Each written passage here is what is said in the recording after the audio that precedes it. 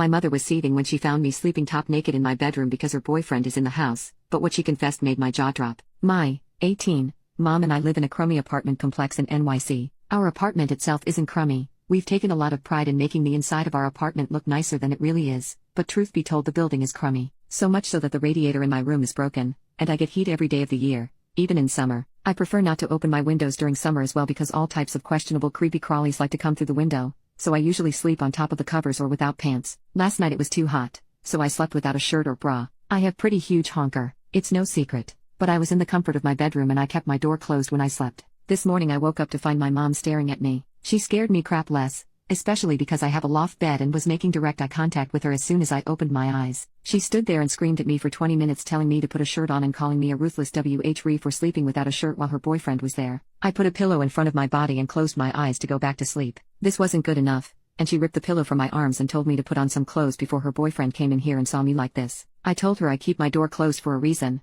and if she's worried about her boyfriend bothering me, that's more telling of her boyfriend, not me. She was absolutely seething and told me I was to live under her rules while I was in her house, and that included not being trashy and sleeping with some clothes on. I figured she was being ridiculous, but her boyfriend heard the commotion and ended up coming into the room to get her, without knocking mind you, and left me flailing to find a sheet to cover with. He was kind of eyeing me and told me my mom was right and I needed to sleep with clothes on. I'm having a hard time understanding. Am I really an a-hole here? Edit. I can't lock my door. She won't allow me to replace the doorknob with one that comes with a lock. Update. After the whole debacle, I did purchase a wedge under my door from Walmart. It worked, and I didn't have any more issues with waking up to people in my face. I used the excuse that it was to keep our cat from opening my door at night, and my mom seemed fine with that. While he was here and even after he was gone, my mom seemed detached and sort of out of it. I asked if everything was okay and she said she needed to sort out some feelings first, but she promised we'd talk when she was better. I said okay and left it at that. A couple of days later, E came back for another weekend stay. The day after he came, they had an at-home date night with drinks and fancy takeout, and that night I woke up to my door being messed with.